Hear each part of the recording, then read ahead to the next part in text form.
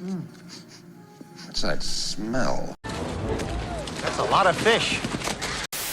No, we are not going to be talking about Godzilla 1998 in this week's episode of Kingdom of Crap. I just thought that was a funny gag to kind of lead us into things. This week on our review of the tertiary and mostly irrelevant characters of Godzilla Kingdom of Monsters, one of the most reviled comics Godzilla has ever gotten from IDW Publishing, I wish to kind of turn away, just for a moment, from the celebrity caricatures that we have gone over in previous episodes of this miniseries. People always say a strong start makes for a strong finish. So it should stand to reason that you should introduce your characters, particularly any ones that you want to be the main characters, early on in your series / in your story. Most of the comic books that I have read have been licensed comics with characters from other media, such as Godzilla or Sonic the Hedgehog, so I can't really draw upon my knowledge of comic books to kind of further make this point. So anyone who has more of a prolific history with original comic books and newly introduced comic book characters, be very appreciated if you weigh in the comment section below. But for example, in, I don't know, let's go with the first Sam Raimi Spider-Man movie. Technically you hear Peter Parker's voice before he gets introduced. Who am I?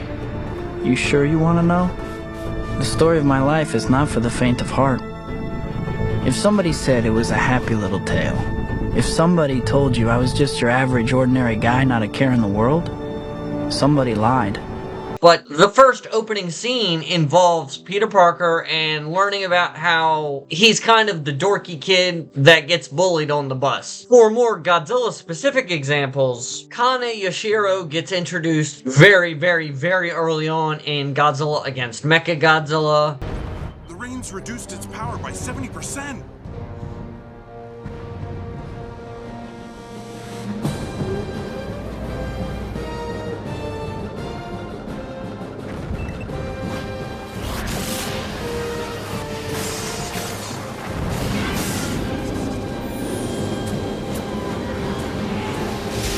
Pretty much the first human-relevant scene in Godzilla Final Wars includes the best Godzilla character, Captain Gordon. Captain, we got a call from the base. Captain Gordon.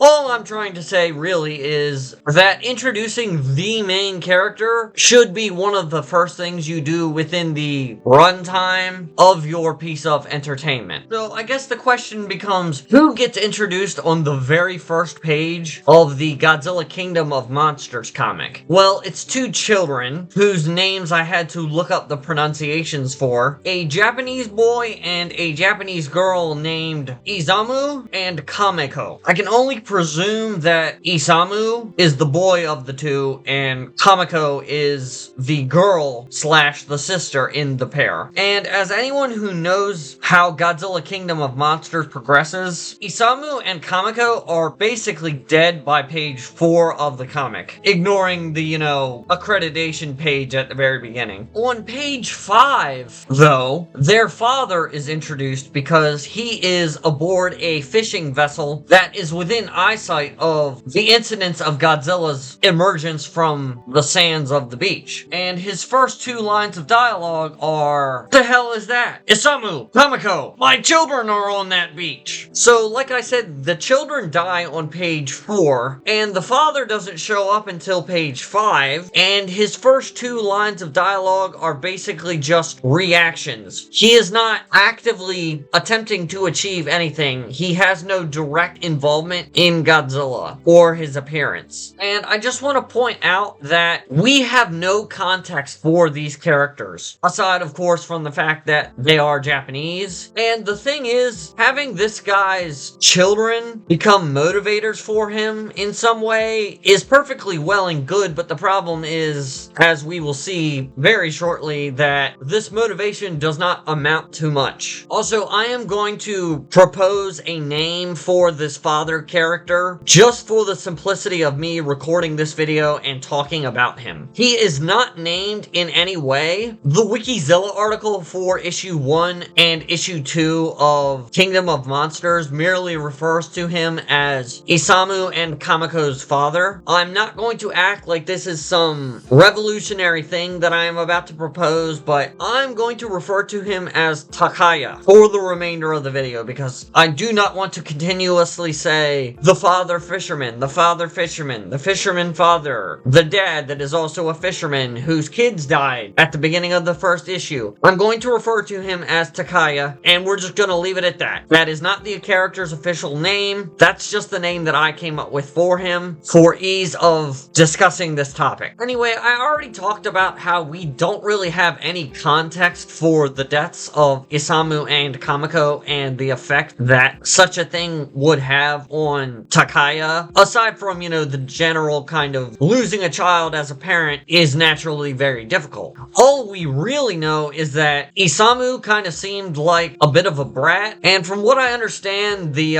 writers for Kingdom of Monsters did not necessarily have a lot of positive remarks to make about young children, which is kind of a motif in the opening issues of Kingdom of Monsters. But like I said, this all happens within the first 5 pages. And the thing is, if Takaya persisted very long into the narrative and was important in any real way, this maybe could be excused, but I think between this issue, issue 1, and issue 2, the second issue, he has like less than 10 lines of dialogue. And when I say that, I include the thought bubbles and inner monologue boxes that are technically not dialogue, but they are his innermost thoughts. So we move on to issue 2 of Godzilla Kingdom of Monsters, and the issue starts out rather strong with a reintroduction to Takaya and the kind of general nature of his plight, which is that he's lost his children and cannot find them. And based on the fact that he is still looking for them, we can probably presume that he is holding out hope that they are still alive. But he is told by one of the emergency service personnel that they are probably on another boat. So at this point, it's probably pretty clear to the reader that Isamu and Kameko are probably dead. Then immediately, towards the southern portion of that page, Takaya interrupts a live news broadcast / reporter monologue about the situation to basically say, "These are my children, here's a picture of them, where are they, please help me find them." So Takaya is so strongly motivated that he interrupts this broadcast to attempt to find his children. And we see him later, as Godzilla is going on his rampage through Japan, that he has begun to grapple with the questions of, how could this happen to me? How could this happen to me? And why is this happening? What caused this monster to rise from the depths and eat my children whole, basically? How did it happen?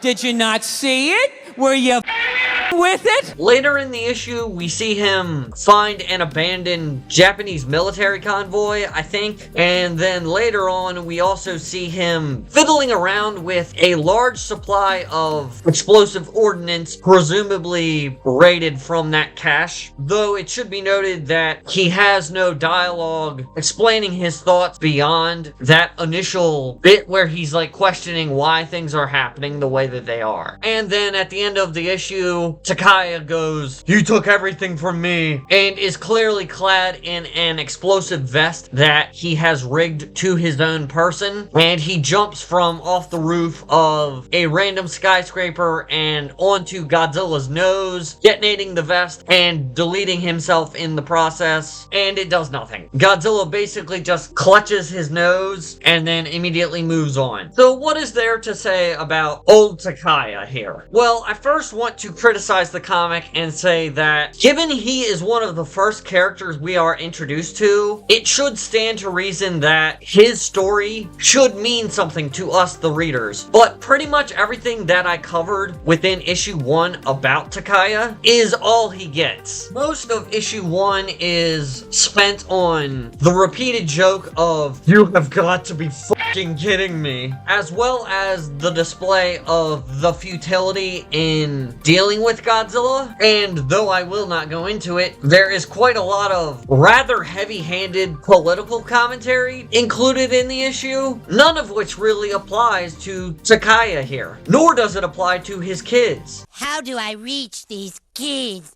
So basically what I'm saying is, the issue opens on characters that die before the 5th page, and then the extent of their impact after their deaths is literally the page from which I plucked this panel, and then Takaya comes back for, I think, 2, maybe 3 pages tops in issue 2, before he himself also gets taken out with little fanfare. I cannot shake the feeling that the writers maybe thought they were doing something by basically having a lot of characters die for no real purpose or reason. Like, Takaya's death honestly does not do a whole lot to progress the story, and I think that pointlessness is ironically the point. But storytelling should never do anything pointless, and telling a story about pointlessness just feels rather contradictory. The thing is, Takaya seems like relatively fertile ground for an interesting story within Godzilla in general, but also this comic. So, as we will see with a character that we will cover next week, Godzilla Kingdom of Monsters really tries to say something in particular about America and the state of its then contemporary culture. And so, Takaya feels rather out of place, as though it makes sense that he is Japanese given that the comic is ostensibly a Godzilla comic. Takaya doesn't really tell me anything that I can only uniquely get from a Japanese character. In the hour-long rant version of this mini-series as a single video that I ended up throwing in the dustbin, I remarked about how Takaya really reminds me of Koichi Shikishima from Godzilla -1, and considering the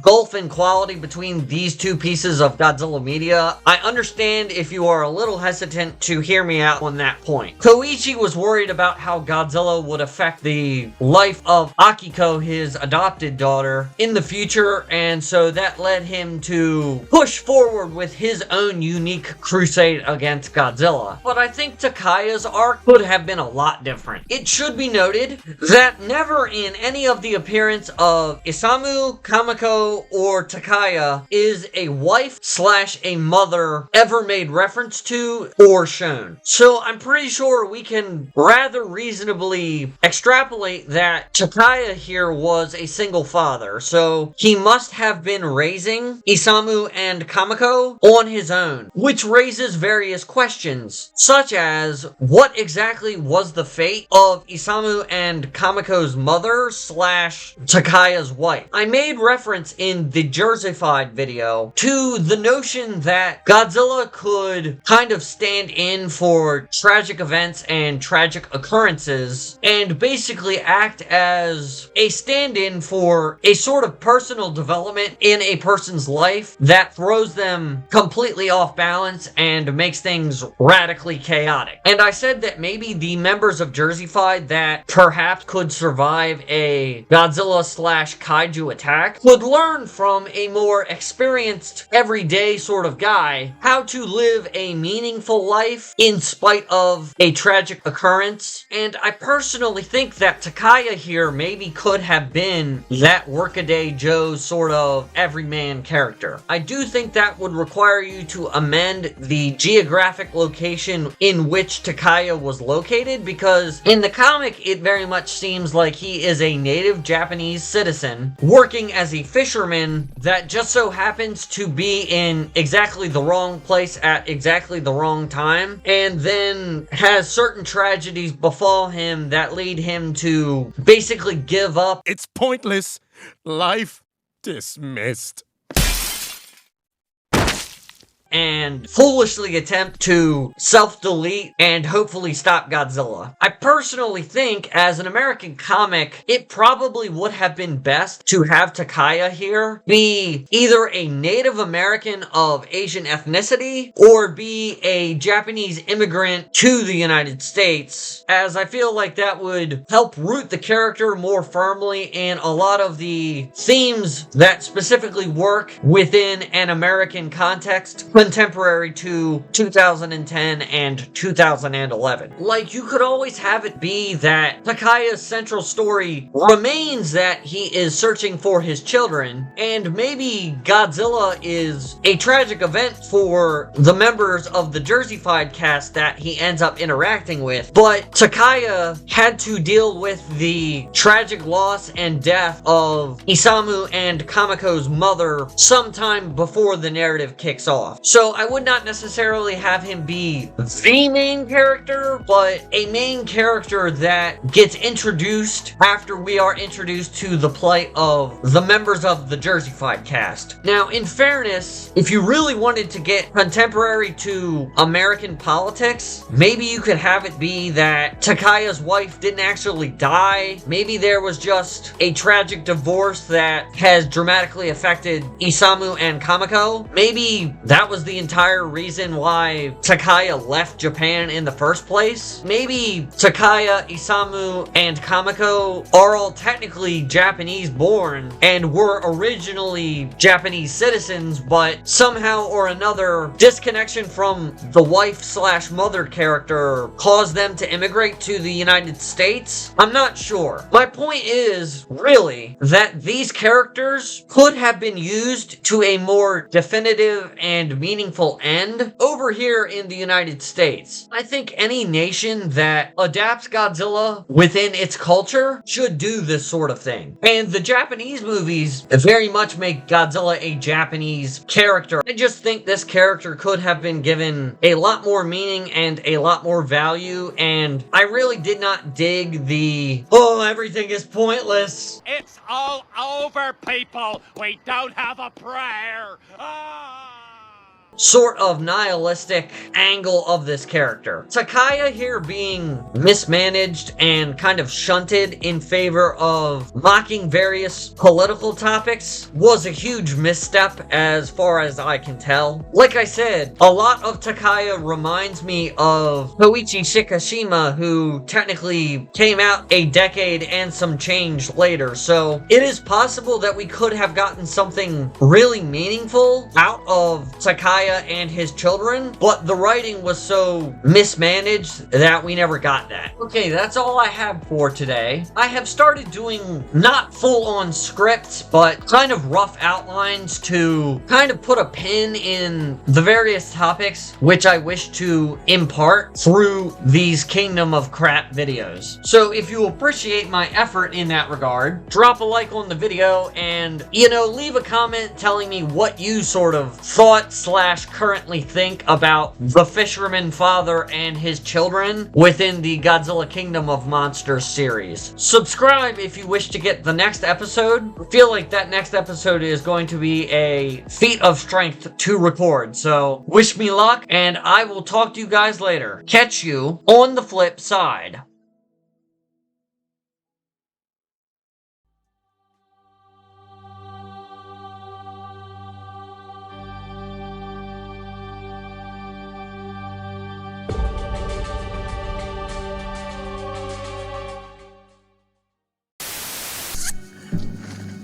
He's wired.